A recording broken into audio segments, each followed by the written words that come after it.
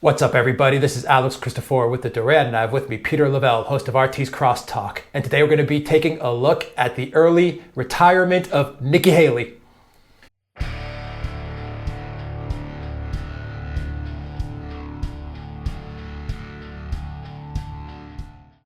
All right, Peter, straight up, what is your assessment of Nikki Haley as the U.S. ambassador to the United Nations? Good, bad, or good riddance?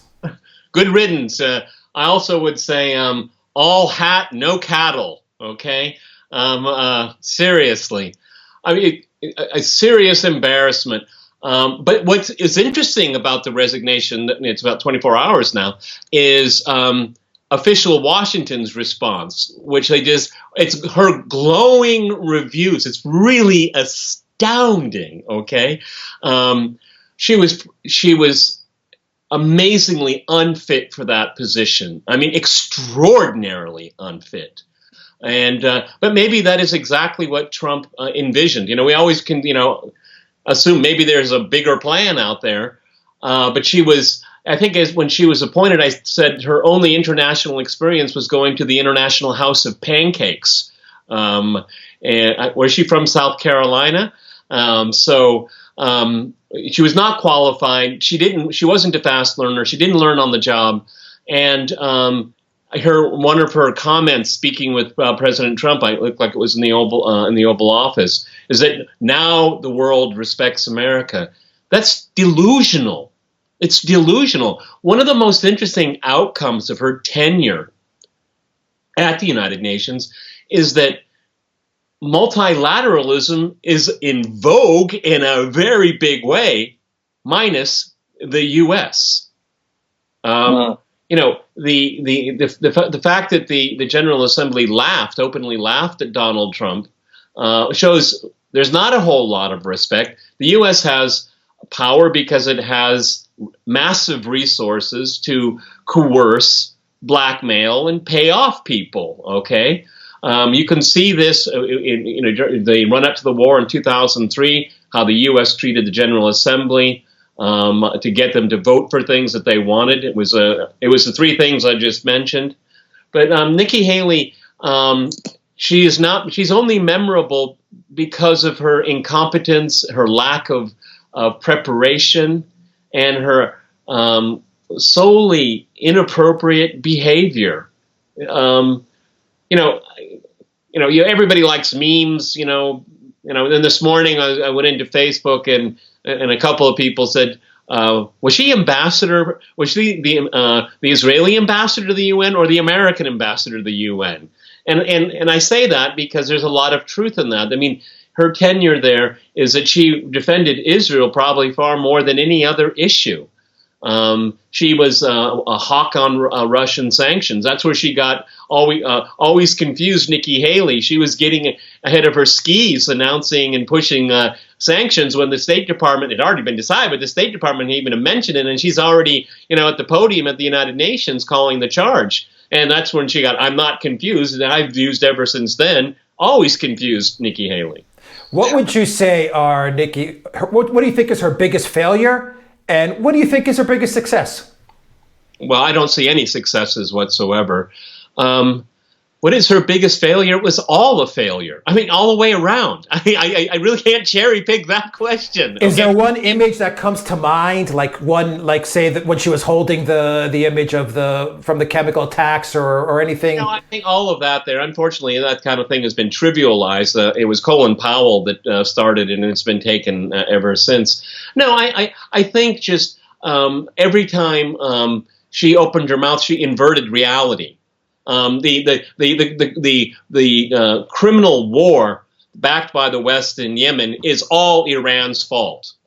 Okay, I mean things like that. There should be no investigations into the Israeli killing of civilians on the border of Gaza. It's unacceptable. It's unheard of. It's immoral. I mean, and that's what drove people. I think people got used to it pretty quickly, and that's why she wasn't considered important. I mean, it just, here's this inverted version of reality. Now, of course, I think what is important here is that Nikki Haley was always speaking to American elites and media. She wasn't talking to the world. She doesn't care about the world, much like Donald Trump doesn't. So for her, all of the negative press, this podcast and so many others, she doesn't care because she's trying to build a base, and she did. She got a lot of support on the think tanks in Washington, and she's a golden girl right now, one that they may be able to choose for bigger and better efforts in the future. She was building a CV at the UN. That's what her whole purpose was there. And that could be a success for her. That's a personal success? Right. Sure. I would agree with that. I mean, considering what she had to do to get that personal success, well, we do live in a strange world, don't we? And what do you make of the way her departure was announced? There's a lot of theories floating around, and without getting into any conspiracy stuff. But what do you make of it? Well, let's go with what we know. Okay, and what we can surmise, without theorizing too much. We have the midterms coming up. With her withdrawal now, Trump can appoint her successor quickly, and to make sure the confirmation process goes easily in the Senate, because, well, I'm assuming that the Republicans will hold the Senate, but everybody assumed Donald Trump was going to lose in 2016. So he wants to make sure his appointee gets confirmed and let it sail right through. That is what we know. As far as her motives, well, as usual, she was a terrible communicator for the truth. I don't believe anything she had to say about her reasons. It was quite abrupt. Did she tell Trump 6 months ago? I guess. I don't know. I have no idea. There seems to be something behind it. What I think is, and I'm going to be very cynical with our audience here. 2-year stint, high profile in the American media. She's not very smart. She's not very articulate. She said all of the things that she was told to say. Now it's time to cash in. Cash in. How many boards is she going to sit on? What's going to be, her victory book tour? Who's going to write her book? Maybe it's already written. And then she's just going to go out and collect the cash. This is the cynicism of our age. I mean, look at the Clintons. I mean, they've milked the cow so much over the last 40 years, and they're still going on tour. So I think that makes sense there. Political ambitions, I don't know. Trump is a communications genius. Irrespective of what he communicates, he's a genius. I think even a lot of his critics would say that. Nikki Haley, I don't know. Presidential ambitions. Oh, I'm sure the Israeli lobby and the Saudi lobby would press that. Okay, they would like to have their person in the White House. So I have to be basically cynical. Trump sees that she wanted to leave for some reason. There are some ethics issues surrounding Nikki Haley. That has plagued other members of the Trump administration about being flown around by vested interests. Could have been in the tens of thousands of dollars. These little favors and all that. It had connections with her husband's businesses and other businesses. The revolving door as usual. So she might have thought, hey, I got my 2 years, I got my CV, I got my connections. Why not? And I guess on a personal level, if you're ambitious, maybe you'll have a future in the public eye, but you certainly can cash in now. All right. So I think that kind of makes a little bit of sense. How would you compare Nikki Haley's policy to Samantha Power's? And do you think Trump now is going to appoint someone at the UN that may actually divert from Haley and from Power? Well, first of all, I didn't see that Nikki Haley was really in lockstep with the administration, because it's, first of all, the first Rex Tillerson. I mean, he was just getting his feet wet, trying to get the State Department together, and you have this big mouth Nikki Haley mouthing off over at the UN. He couldn't really control her. Under this administration, the U.S. ambassador to the UN was made a cabinet member. It usually isn't a cabinet member. Haley got that privilege. So she was, Tillerson was just cut out, and she would just call him directly. And I'm sure in the beginning it was probably quite often until, Trump is just not interested. Just say, Nikki, take care of it, okay? Samantha Power, that's an interesting question. It's really hard to compare. Samantha Power was more intellectual, but it was really the same kind of bombastic, bellicose language. And this is what I get I get when I talk about American empire. It was Obama and Trump. You couldn't get two more different, but the styles in dealing with the world very, very similar. And because of Trump's approach to sanctions and trade, this bombastic and bellicose language that came out of Nikki Haley, and plus looming problems that the administration is creating with Iran, with North Korea, with NATO allies and all that, Nikki Haley just kind of put it on steroids. They weren't her policies, okay? She was just presenting them. Samantha Power, well, at least she's a little bit more eloquent. She was a journalist. Okay, actually, Nikki Haley had more political experience as being a governor of a state.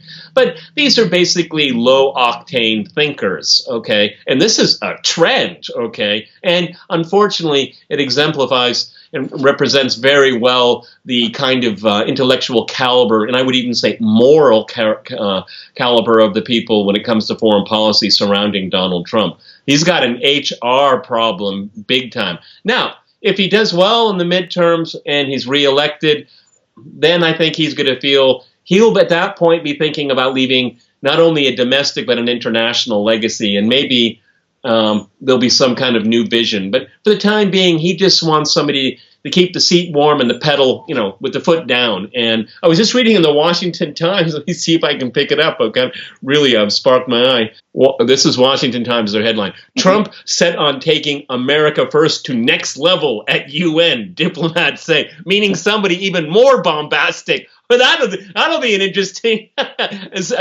job search, okay? It's a plum job. Everybody should understand that. It's not a policy job, okay? It's basically you're the spokesperson for the United States, the right-hand man or woman of the president of the United States. It's a plum job, okay? A lot of prestige attached to it. Even though the U.S. dismisses the United Nations, right. Completely dismissive of what it is. It's a plum job in an organization they loathe. Right. And we'll put the link for that Washington Times article. We'll put that in the description down below. And going forward, who do you see now shaping U.S. foreign policy? Bolton, Pompeo? Do you think now they're going to really shape who's going to be at the UN and to shape policy going forward? Or do you think maybe Kushner or someone else? I think that, of course, Bolton and Pompeo would have suggestions. I think Pompeo and Bolton would like to have that position demoted, no longer to be a cabinet position, because they want the monopoly right there. Because it's a plum job and it's a PR job. I think it could go to his daughter. It could go to Jared. It could go. Seriously, I think it's possible, because the deal would be demote it, get it out of the cabinet, and then put in your kid, okay? And then Bolton and Pompeo and the rest of them, they've been able to close the circle around Trump. Now, of course, if it's Ivanka, she always can call daddy. Everybody knows that, okay? But, I don't want to be dismissive of Ivanka. I know she's a successful businesswoman, but I think she just has cursory knowledge of foreign policy. Doesn't mean she can't learn, all right? Because Nikki Haley couldn't, that's for sure. Yeah, that is true. All hat, no cattle. All hat, no cattle. Absolutely. And so do you actually think that we may be looking at what would you give the chances of UN Ambassador Ivanka Trump? Because I read some articles where, there are people talking about it. And if he does appoint someone like Ivanka, what do you think the blowback's going to be from the liberal mainstream media? Okay, but because Nikki Haley was accepted pretty much. No, she was a former governor. Yeah. Okay. She got elected. Okay, in a state. Look, what about the blowback? So what? I mean, what are they going to say about Trump that hasn't been said? See, this is what liberals do. The barrels is empty in their guns. Okay, all the ammo's gone. Okay, what are you going to say? Okay. No, I mean, I think that he would do it just to stick it to the liberals. Okay, now I think we'd have to look at the nepotism laws, and they do exist in the United States ever since Robert F. Kennedy was the Attorney General to John F. Kennedy. They've since then they've looked at the nepotism laws. So I don't know. I'm not a lawyer. I don't know the U.S. Code word by word, line by line. But I think it's conceivable. Would I be against it? No, not really. It's up to the president. See, every other president, it's their purview, it's their privilege, but not with this guy. The double standards every breathing second. Okay, if Trump wants to have his daughter as the UN representative, why not? Why not? I agree with that sentiment. And finally, Peter, looking at that resignation at the Oval Office and going through Nikki Haley's 2-year tenure. If you had to make a bet, if you had to, reach into your gut and kind of, throw a hunch out there, do you think Haley liked Trump, and do you think Trump liked Haley? I think they both used each other. Okay, I think so, because even her strongest critics like myself, yourself, and many other people we know. I mean, it was always obvious that Nikki Haley had her own agenda the whole time. And she achieved it. That was a CV job. Okay, with Trump, it's really hard to say because he's not really focused on those things. I'm pretty sure Bolton and Pompeo would say, Nikki Haley, she's always confused. Don't you think, Mr. President? So, it was the night of the long knives. Okay, those guys would, they'd backstab her in a second. They probably did, okay? And they want to get one of their people in, or somebody that's completely neutralized, like Ivanka, which would not be a policy wonk, would not be competing for power in the national security apparatus around Trump. I mean, that would be a perfect solution for Bolton and Pompeo, is that, that position has been X'd out, moved off the table, okay? So, that's very possible. With Donald Trump, does he ever have any friends? I don't know. I mean, he's a very transitory guy. Okay, people come, people go. All right. Right. And so Pompeo and Bolton would essentially, you'd be looking at them consolidating more power in the foreign policy realm. Absolutely. And it wasn't as if ever that Nikki Haley was some kind of power into herself. It's just that she had a big mouth. Okay, and that was annoying. Because I'm sure Tillerson was saying, what is she talking about? This wasn't cleared and all that. And it's because she had a direct line to Trump. The next ambassador will probably that'll be truncated, and it'll be very, very much calibrated. Okay. And I think that Pompeo and Bolton would probably like to have someone just a little bit more eloquent, just as bellicose, but eloquent, a face of the United States. Right. Well, let's see who the pick is going to be. I would love to see Ivanka Trump there, if you want my opinion. It's the president's right. Every president has these prerogatives. If the person is not, and in this day and age, if the person isn't disqualified, they can have the job. We've really slipped down the slope, haven't we? It's not if you're qualified. Now it's if you're disqualified. This is what liberalism does, okay? It takes away competence. It hates competence. Okay, that's why we have, it used to be first place, second place, and third place. Now we have 18th place, okay? And you get a ribbon for just being there. This is what's happened to the world. It's what's happened to America. Well said. I don't think many people could say it better. Peter Lavelle, host of RT's CrossTalk, thank you very much. Guys, if you like this video, click on the subscribe button down below and click on the notifications bell to get notifications every time we push out a new video. And visit the Duran shop, pick up a t-shirt, help support the Duran. And down below in the description, you'll find links to our PayPal and Patreon pages. Guys, really appreciate the donations. It helps us create videos just like this for you. Peter Lavelle, host of RT's CrossTalk. Thanks again for another interesting discussion on Nikki Haley. What was the phrase? All hat? All hat, no cattle. All hat, no cattle. All right. Until next time, everybody. Take care.